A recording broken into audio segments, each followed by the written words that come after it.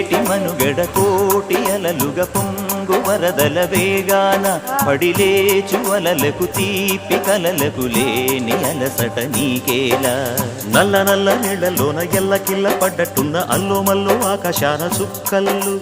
అమ్మాయంటి జాబిల్లమ్మ అబ్బాయంటి సూర్యుడమ్మ ఇంటి దీపాలవ్వాలంట దిక్కులు ఎవరికి వారే యమునకు నీరే రేవు నీరు నావదంట నావతోడు రేవుదంట పంచుకుంటే